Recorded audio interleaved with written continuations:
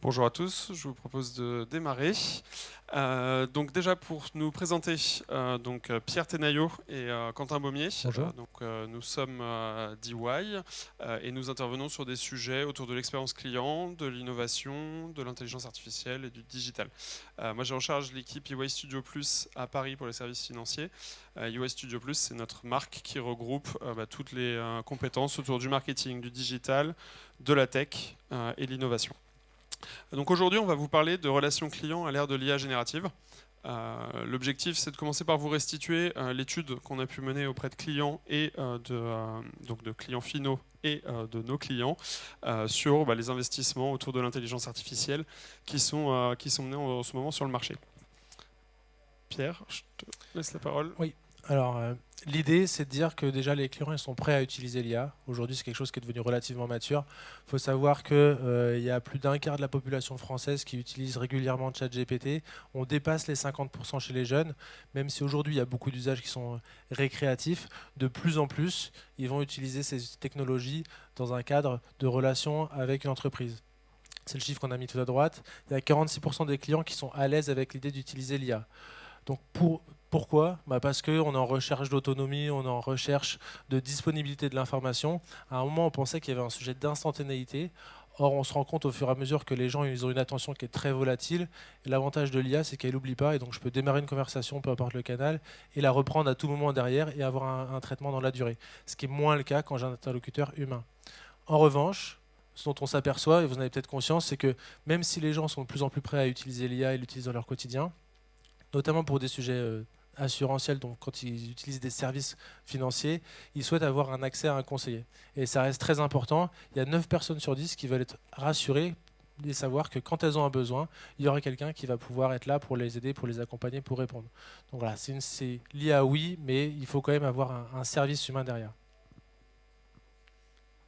Alors, si on passe maintenant aux entreprises, donc on a interrogé 400 entreprises dans toute l'Europe pour savoir justement ce qu'elles pensaient de l'IA, quels étaient leurs investissements et quels étaient finalement les sujets d'importance pour eux.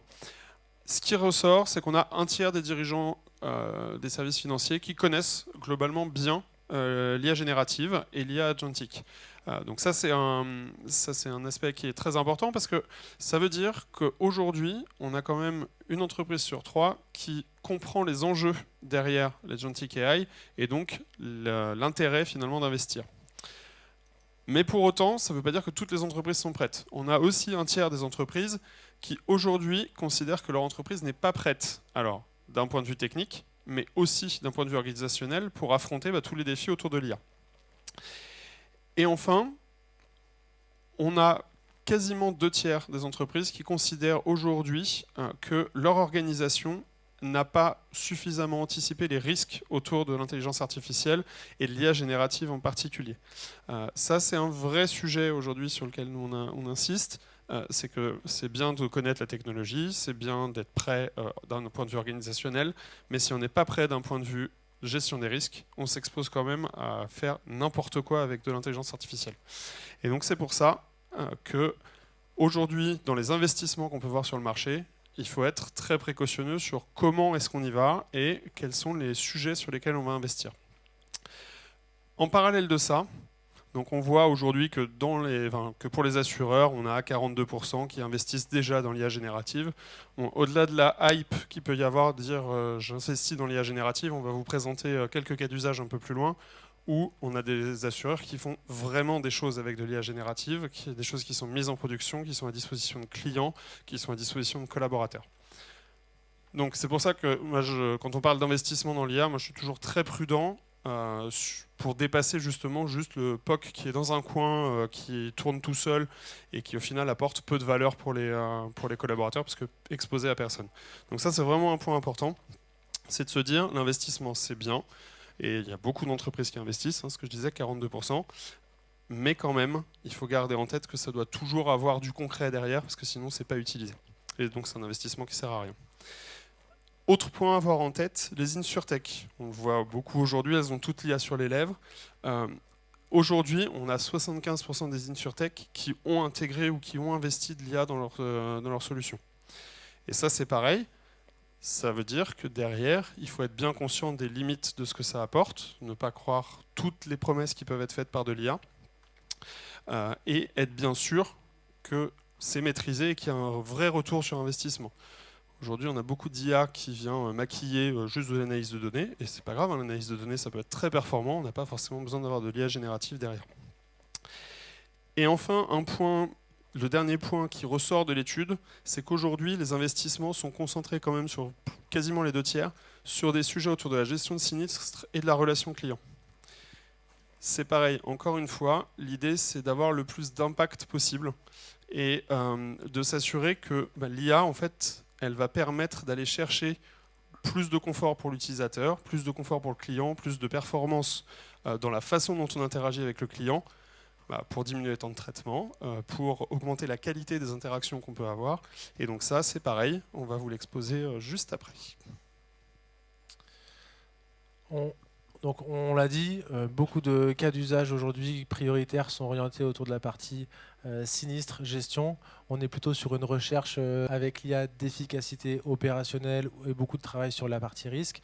Pour autant, on sait que l'IA peut agir sur différents leviers, que ce soit des leviers plutôt commerciaux d'acquisition, de fidélisation, que ce soit des leviers d'efficacité opérationnelle ou de risque, mais aussi de satisfaction client, parce que les usages sont poussés et pas poussés uniquement par les services financiers. En général, ils innovent, mais ce n'est pas les premiers à innover sur le marché. On est poussé par des acteurs type GAFAM. Et donc, on peut travailler sur des cas d'usage sur l'ensemble de la chaîne de valeur. On a mis différents exemples. Ce n'est pas forcément une liste qui est exhaustive. Il y a la partie marketing, évidemment. Donc, l'IA générative, maintenant, va aider sur tout ce qui est génération de support pour faire des campagnes qui sont ultra ciblées. Il faut savoir qu'il y a une estimation qu'en moyenne, chaque jour, on est confronté à 1200 messages publicitaires. Forcément, si je vous demande combien vous en retenez dans la journée, à mon avis, si j'en ai 5, c'est déjà pas mal. Et donc, il va y avoir un besoin de se différencier, de se personnaliser. Et c'est là où l'IA générative va permettre de créer des contenus marketing qui vont être beaucoup plus performants. Il y a un assureur en Asie du Sud-Est qui a mis en place tout un système d'analyse de son portefeuille client. À chaque fois qu'il se connecte sur le site, les bannières sont personnalisées par rapport à l'historique de navigation, par rapport à l'équipement du client et par rapport à son historique en tant que client. Voilà. Donc, je reviendrai un peu plus tard sur un cas d'usage sur lequel on a travaillé nous chez EY, mais je ne vais pas l'aborder tout de suite. Sur la partie distribution, donc l'IA est utilisée déjà depuis un moment dans le parcours de souscription pour le simplifier, pour le réduire au maximum. Il y a des acteurs qui permettent, type Lemonade, de souscrire en 2 minutes parce que l'IA va aller évaluer le niveau de risque de manière très simple et très rapide pour un maximum de prospects potentiels. Il y a aussi des initiatives type AXA Secure GPT qui sont des plateformes qui tournent sur une IA générative sécurisée, donc sur des données internes, et qui permettent d'identifier et de proposer des offres qui sont personnalisées, mais aussi des services complémentaires par rapport à toute la connaissance client qui a pu être acquise au fur et à mesure des discussions qui ont eu lieu. Il y a un sujet sur tout ce qui est support client, support collaborateur. Ça, on est sur des cas qu'on trouve maintenant de manière un peu plus générique. C'est tout ce que vous pouvez potentiellement avoir déjà dans votre suite Microsoft avec les copilotes qu'on retrouve dans les outils CRM, dans les sites de gestion, dans les outils de gestion des flux et qui vont accompagner les clients et les collaborateurs au quotidien. Ça a été mis en place par exemple chez BPCE où il y a une analyse en temps réel et une transcription, une analyse des appels téléphoniques avec un compte-rendu qui est généré automatiquement. Donc on est vraiment en recherche d'efficacité et c'est des cas qu'on voit de plus en plus se développer. Alors, peut-être sur ce sujet-là, en fait, on va avoir deux choses différentes. On va avoir le collaborateur augmenté avec des solutions comme Copilot, Gemini, qui vont être capables de faire des comptes rendus finalement un peu instantanés de ce qui se passe. Et on va avoir de l'IA agentique qui, là, pour le coup, va prendre la place d'actions qui sont faites par un collaborateur, par exemple, pour enchaîner un process. Et là, on est sur du gain de productivité aussi. Est-ce que ça a toujours de l'intérêt pour un collaborateur d'aller cliquer 15 fois dans un même menu avec des informations qu'il a déjà pu avoir par le client, ou est-ce que juste le faire de façon automatique, c'est pas suffisant? Dans ce cas-là, en fait, ça a un vrai intérêt parce qu'on peut concentrer le collaborateur sur le sujet intéressant qui est l'action à valeur ajoutée, l'échange avec le client, et plus aller tripatouiller dans 15 systèmes. Et ça va être un grand changement. Là, on parle tout le temps de LLM, donc les Large Language modèles, qui sont entraînés de manière assez générique. Il y a eu une conférence tout à l'heure, je vais pas revenir, mais maintenant on part sur des Small Language Models qui sont vraiment pour des usages spécialisés. Et je parlais de ce qui est embarqué dans les outils aujourd'hui. en fait, ce qui est embarqué en natif, comme c'est entraîné sur un schéma qui est plutôt générique, parfois on a encore un manque de fiabilité. Et de plus en plus, ces small language ou alors des glossaires personnalisés permettent d'être beaucoup plus pertinents dans la compréhension et la réponse aux prompts qui sont faits sur ces IA génératives. Et au-delà de ça, on va vers ce que disait Quentin, l'agentic AI, qui est et qu'on va même combiner, c'est-à-dire qu'on va avoir pas seulement un agent qui va faire une action, mais un enchaînement d'agents qui vont pouvoir entraîner les actions les unes après les autres avec des modèles qui sont capables de prendre des décisions, alors jusqu'à un certain niveau, mais qui peuvent prendre des décisions pour dérouler des process qui sont plus justes uniquement de donner une information ou de répondre à une question simple. Je pose une question, je reçois une réponse. Il y a un sujet sur lequel on voulait revenir aussi, c'est toute la gestion des demandes. Donc on revient sur la partie sinistre. Il y a beaucoup d'acteurs qui se lancent là-dedans, notamment des acteurs technologiques, Chiffre Technologies qui permettent d'analyser des millions de données pour essayer de faire de la détection de fraude. On a WeProve aussi qui permet par exemple, et c'est un sujet qui vient de plus en plus d'actualité, d'analyser les images des sinistres parce que c'est tellement facile de générer une image d'une voiture qui est abîmée. Donc analyser cette image pour détecter de la fraude. Aujourd'hui, la fraude, c'est 2,5 milliards d'euros en France en termes d'estimation dans le marché de l'auto. Donc c'est des sujets qui sont de plus en plus d'actualité là-dessus. Et puis on avait un sujet sur la gestion des interactions. C'est pareil, il y a beaucoup d'usages. Nous, on a accompagné pas mal d'acteurs. On a accompagné un acteur au UK sur toute l'analyse et l'automatisation de ces échanges chat avec ses clients. On a accompagné un acteur en Espagne pour faire la même chose mais sur la partie téléphonie. Ce qu'il faut avoir en tête, c'est que l'IA permet d'aller beaucoup plus vite. Moi, à titre personnel, j'avais travaillé avec une banque en 2018. On avait mis près de 9 mois à sortir un cas d'usage où je voulais juste consulter le solde de mon compte via Google Home ou Alexa. Donc clairement, le ROI, il était questionnable, mais il y avait un sujet d'innovation. Aujourd'hui, les systèmes sont plus ouverts et avec l'IA générative, on a des choses qui sont beaucoup plus simples et en quelques semaines, on peut mettre en place ces cas d'usage. Pour autant, l'envers du décor, c'est qu'on vend beaucoup les choses comme natives, ça répond tout de suite, ça répond automatiquement, s'entraîner sur tellement de données que ça sait tout faire. Quand on a accompagné en Angleterre cet acteur, le premier cas d'usage, il a dépassé les 500 000 euros à mettre en place. Donc ça demande un investissement de départ qui est quand même important. Et après, il y a un effet d'échelle qui permet d'avoir une dégressivité dans le coût d'implémentation.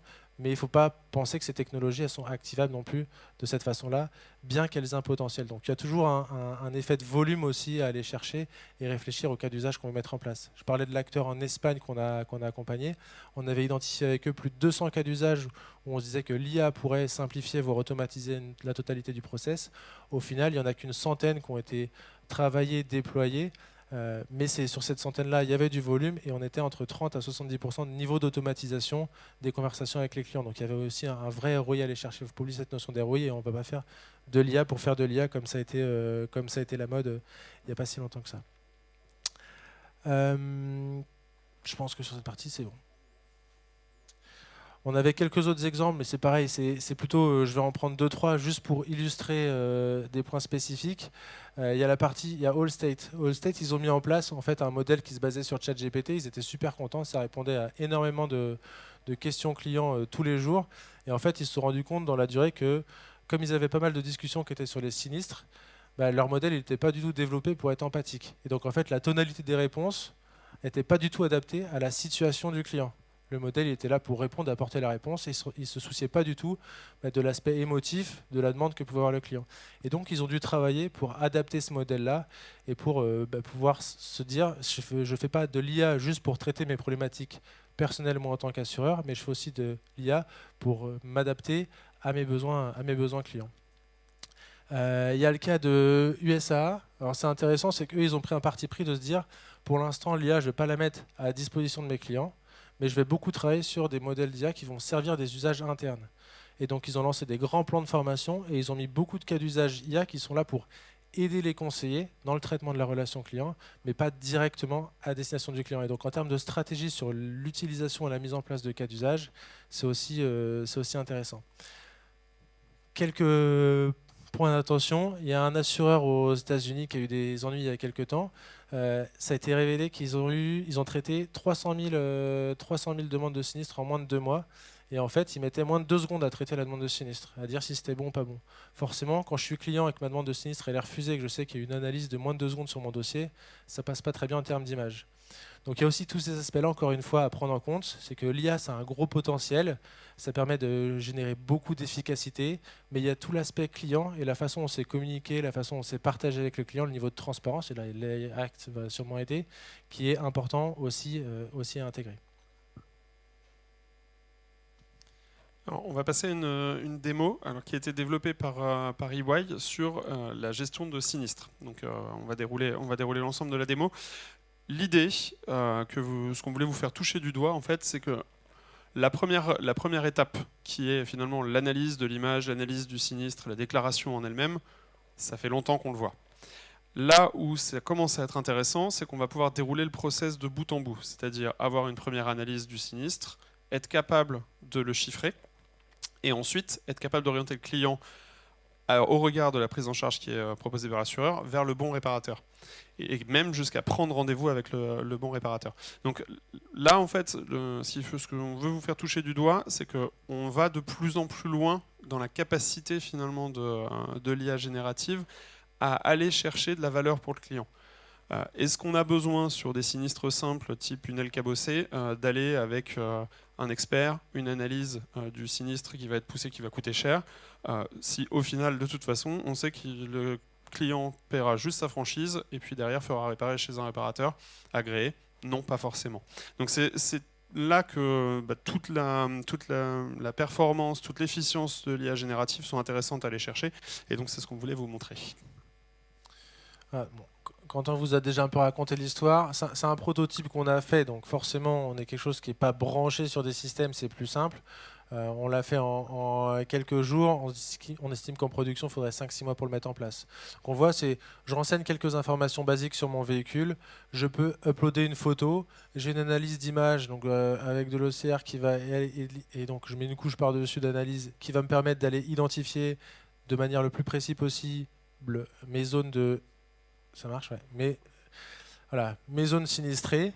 Et derrière, ce que disait Quentin, par rapport à ça, je peux faire déjà une première estimation du coût. Alors bien sûr, il faut que j'ai un certain historique pour pouvoir le projeter. Une estimation du coût et derrière, orienter vers un garagiste partenaire. Et donc on peut... Donc ça, c'est un enchaînement d'étapes. Et on peut, là, c'est qu'un exemple, mais il y a plein d'autres enchaînements qui seraient possibles. On peut très bien utiliser l'IA ou l'Agentic AI ou peu importe pour aller générer des codes dans mon SI de gestion pour enregistrer la transaction, pour déclencher un premier niveau de remboursement pour que le client n'ait pas à avancer les frais auprès du garage. Donc il y a plein de potentiel. L'idée là, c'est de vous montrer qu'assez simplement, dans un parcours, on peut intégrer un ensemble d'actions qui s'enchaînent en s'appuyant sur l'IA. Bien sûr, la complexité, et qu'on n'avait pas là, c'est de s'intégrer à l'écosystème IT derrière. Voilà. Sur les premiers cas clients qu'on a pu commencer à étudier, on est autour de 5-6 mois d'intégration d'un process comme ça dans un système relativement ouvert. Voilà. Donc avec toutes les guillemets qui sont importantes, mais en tout cas c'est quelque chose qui peut s'intégrer facilement, et en tout cas développer le modèle, c'est pas la complexité. La complexité, elle est vraiment dans le lien avec le SI de l'assureur.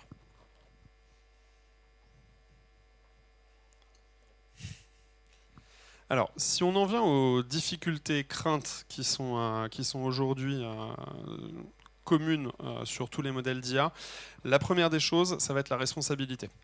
Quand une IA déroule un process, qui est-ce qui est responsable? Est-ce que c'est le concepteur de l'IA? Est-ce que c'est l'entreprise qui l'utilise? Et donc ça, c'est déjà une vraie crainte qu'on a aujourd'hui. On sait comment les assureurs apprécient le risque, et donc cette capacité de mise en responsabilité est hyper importante à aller chercher. On a également des nouvelles vulnérabilités, de la cybersécurité, et ça c'est un vrai risque qu'il faut pas oublier. Des nouveaux risques de fraude, parce que c'est bien beau d'avoir des process tout automatisés, de l'analyse d'images, etc. Mais on sait qu'on peut provoquer de la fraude, parce que les outils en face sont aussi de plus en plus performants, et donc ça arrive.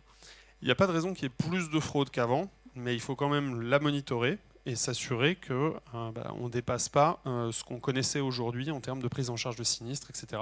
Et donc c'est des garde-fous à mettre en place, de l'organisation à poser, qui peut être très importante. On a également des sujets sur la transparence. Ce que disait Pierre tout à l'heure, analyser un sinistre en 2 secondes, on peut suspecter que finalement l'intérêt du client passe très loin. Et donc c'est aussi pour ça qu'il faut être transparent, bien expliquer au client pourquoi est-ce que l'IA a pris cette décision-là quand il y a eu une décision négative? Et ça revient aussi à demander à l'IA d'expliquer pourquoi le process a été poussé comme ça et pourquoi est-ce qu'elle a refusé la prise en charge ou pourquoi est-ce qu'elle l'a accepté. Ça, c'est pas compliqué non plus, mais il faut être en mesure de le faire. Et c'est pareil que pour un gestionnaire de sinistre qui gère un sinistre avec un client, il va lui expliquer pourquoi son sinistre n'est pas pris en charge. C'est pas parce qu'on automatise qu'on ne doit pas le faire. Voilà, donc c'est toujours de la transparence et on le voit dans toutes les études clients. Tous les clients réclament plus de transparence. Donc ça, c'est vraiment un aspect hyper important. Ensuite, un des derniers points pour être le plus rapide possible là-dessus, c'est l'augmentation du potentiel de désinformation qui est un vrai risque et de manipulation sur les informations qui sont transmises. Ça, c'est pareil, il faut mettre les garde-fous qui vont bien et il est hors de question de laisser tourner une IA toute seule, sans monitoring, sans vérifier que tous les garde-fous qui ont été mis en place sont bien efficaces. Il n'y a jamais eu autant d'accidents en montagne que cet été, parce qu'il y a beaucoup de gens qui préparaient leur randonnée en se basant sur ChatGPT, et il n'y avait pas les dernières infos à jour sur les sentiers qui étaient ouverts et pas ouverts. Ça paraît débile, mais c'est une illustration de l'usage que font les gens versus l'information qu'on leur donne, et si elle n'est pas bonne, les risques qu'on encourt derrière. Donc les garde-fous, il faut toujours les mettre. Et il faut de plus en plus les préciser et bien connaître les limites en fait, des choses. Et ça, on le voit avec ChatGPT qui a plein de limites, c'est pas un problème, il faut juste communiquer sur le fait que les limites, elles sont existantes, c'est le biais même de ces modèles-là. Et donc si on les maîtrise, c'est comme ça qu'on peut utiliser correctement les outils.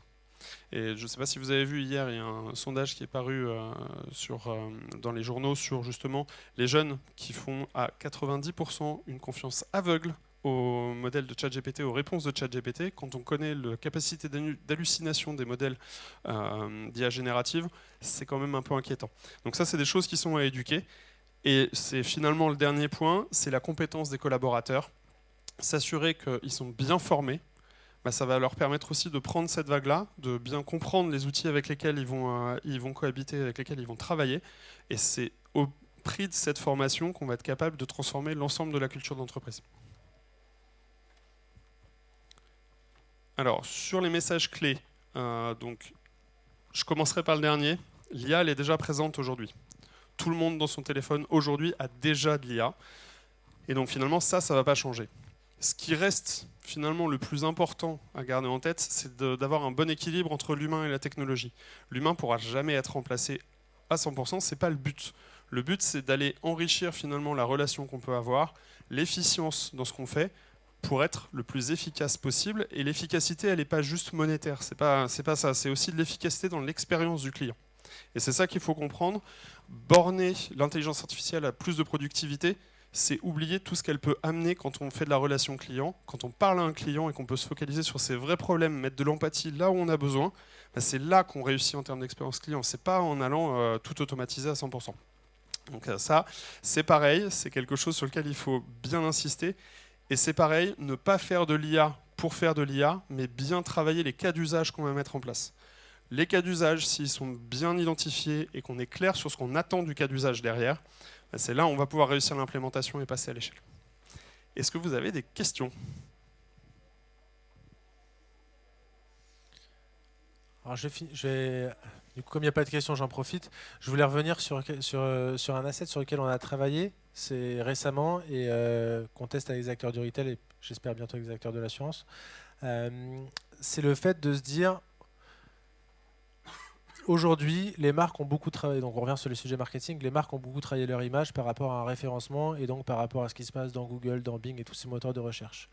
Or, on a vu de plus en plus, les gens utilisent ChatGPT, les jeunes quasiment uniquement ChatGPT. Et plus Google. Et plus Google. Sauf que ces moteurs-là, ils fonctionnent de manière complètement différente. Et donc, on a travaillé sur ce cas d'usage-là pour se dire, OK, mais on va tester la perception, l'image de la marque dans ces IA.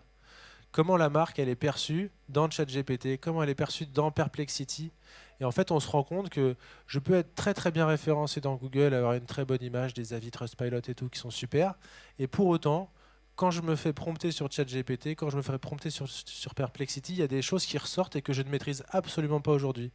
Et donc voilà, on a beaucoup travaillé sur ces sujets-là et c'est des sujets d'actualité. Et en fait, les plans d'action sont à mettre qui sont à mettre en place sont très très différents de ce qu'on fait quand on est sur un référencement classique.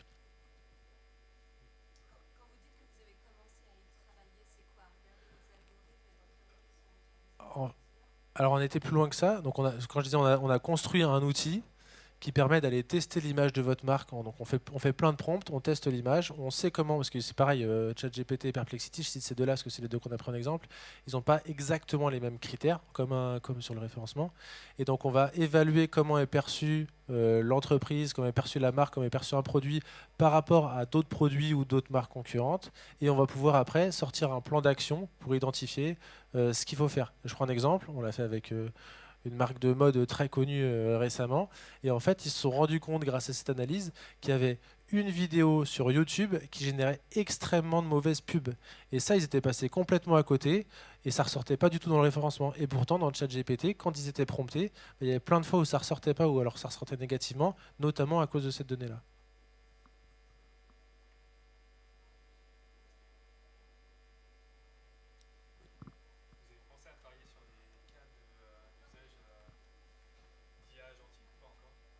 Oui, alors justement, on a commencé à travailler avec des clients, donc pour l'instant on ne peut pas révéler le contenu, mais on a quelques assureurs avec lesquels on travaille sur de l'IA agentique.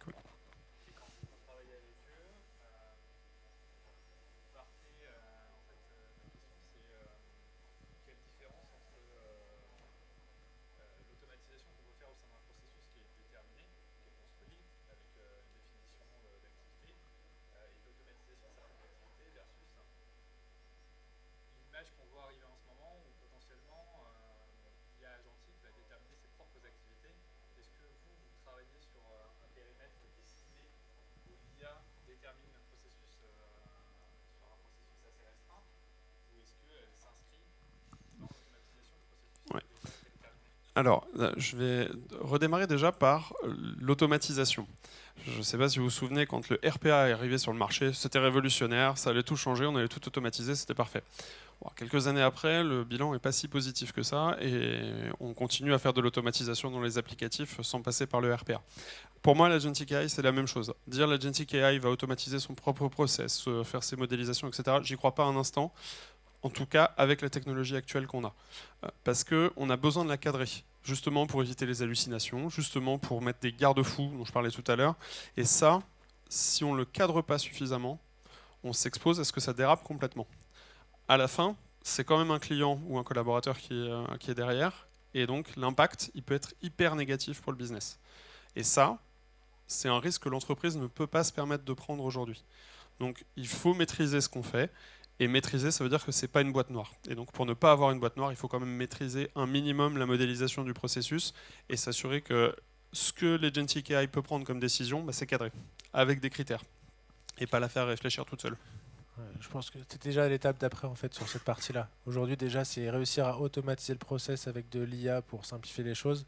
Après avoir des modèles qui raisonnent par eux-mêmes, c'est pas que ça n'existe pas, mais avant de laisser le modèle le faire, il y a une marge de manœuvre, quoi.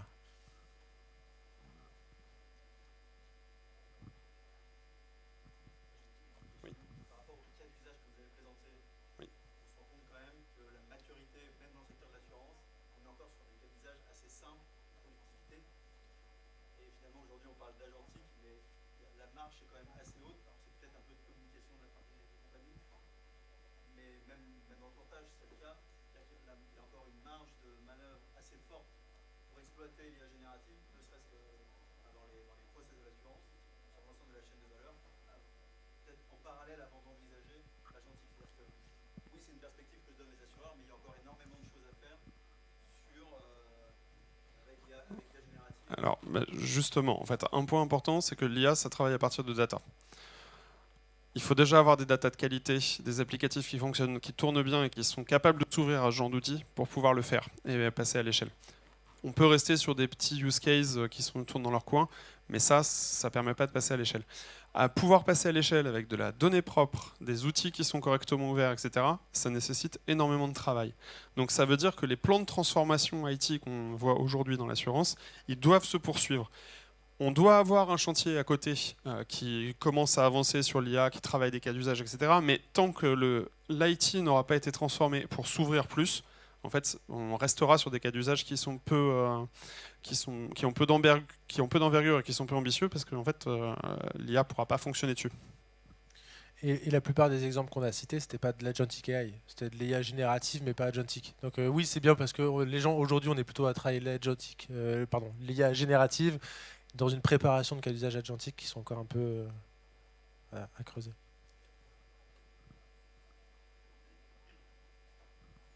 Merci beaucoup. Ah.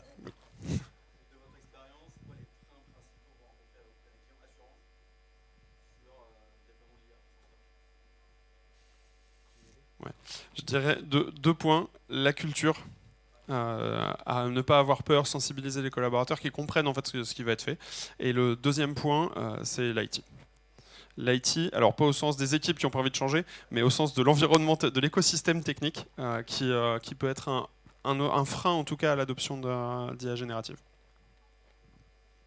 Et souvent, ce qu'on voit, c'est aussi le fait ce que je disais tout à l'heure, on a l'impression que tout est en standard, tout est en natif, que ça marche tout seul. Et en fait, quand nous on arrive en disant ça marchera pas juste comme ça d'un coup, c'est sûr que budgétairement, ça fait pas partie, vu ce que ça nécessite comme transformation IT, ça fait pas partie à l'heure actuelle des priorités. Donc on est plus sur une phase d'acculturation, de préparation. Merci à tous. Merci.